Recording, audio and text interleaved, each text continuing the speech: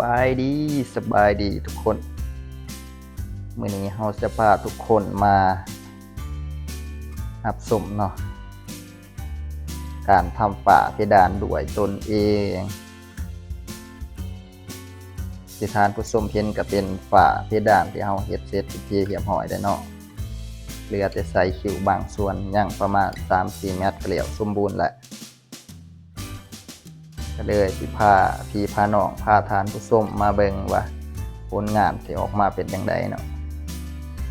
และนี่ก็คือฝาเพดานที่เราเฮ็ดออกมาแล้วเฮ็ดเนาะ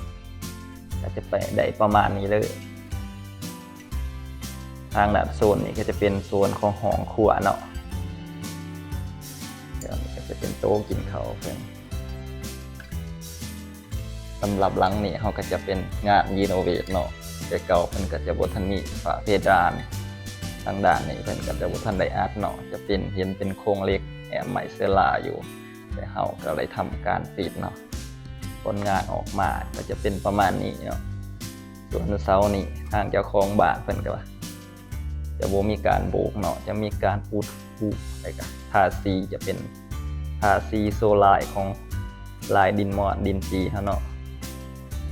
มาเบิ่งตัวอีกในงานของเราก็คือฝาเพดานเนาะจะได้ประมาณนี้เลย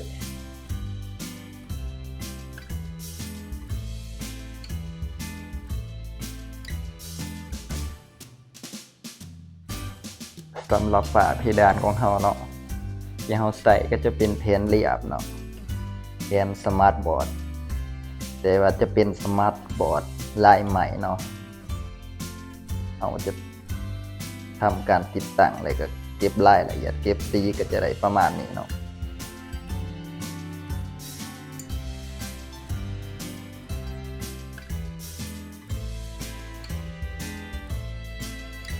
ผลงานก็จะประมาณนี้เนาะเราจะพา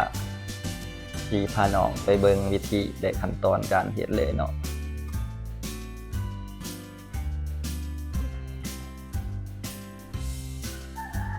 สำหรับโครงฝาของเราก็จะเป็นเต็ดเป็นที่เยี่ยมหอยเนาะการใส่คลิปล็อกยึดโค้งปรับระดับเรียบร้อยแล้วเนาะการตอกสากลิ้นก็เสร็จสมบูรณ์แล้ว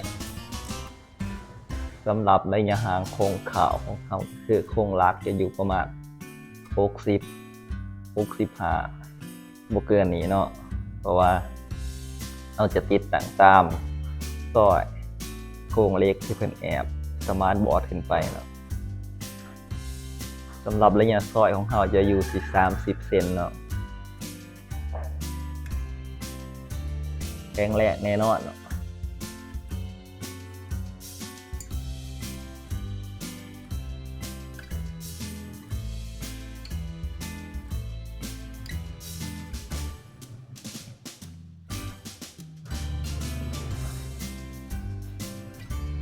สำหรับจุดควายกันระหว่างตัวลัก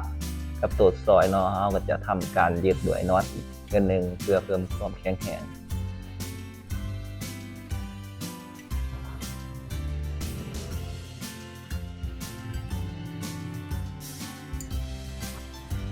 สำหรับแผ่นทำอิฐเราจะตัดที่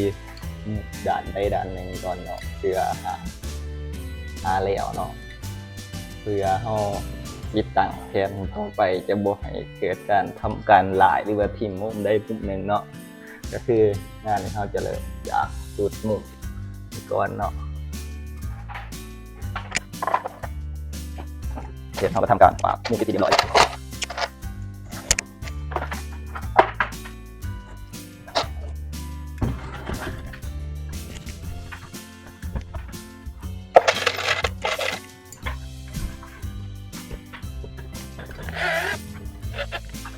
ยังตัวเองนะครับพวกที่คุณสร้างออกมาขนาดเดียว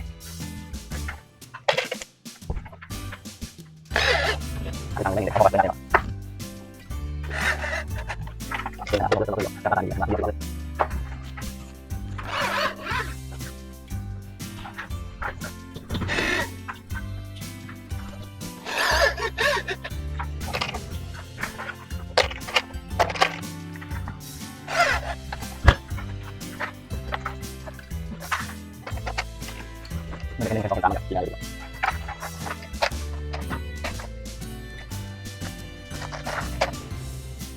สำหรับตั้งแผนนำอิฐก็จะประมาณนี้เนาะ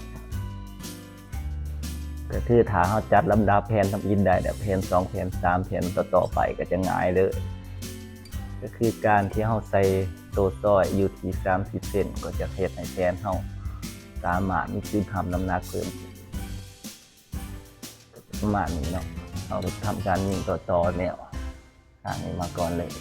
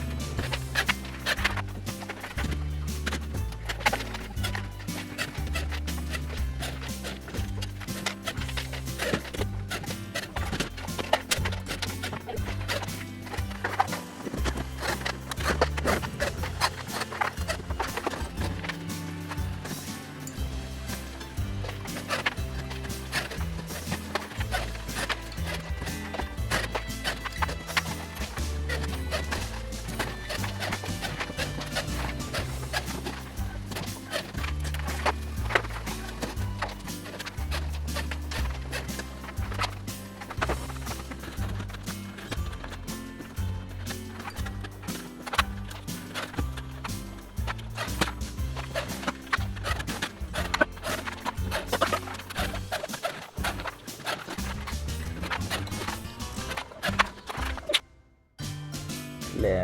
นี่ คือหลังจากเรายิงแผนฝาสำเร็จเนาะก็มีทำการโป้ก็มีการคัดเป็นที่เรียบร้อยมีการติดตั้งและก็ลองไปจะติดเลยผลงานก็จะประมาณ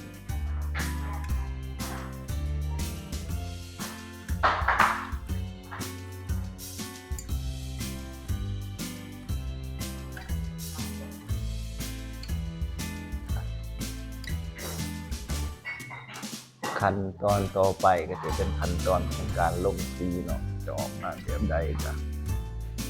คอยชมกันนะพี่น้องเพื่อเป็นแนวทางในการทำฝา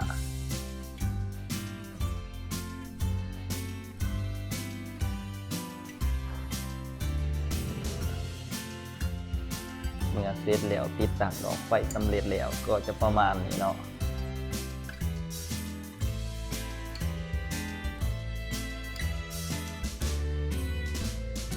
สวยงามเป็นอีกแบบพี่น้อง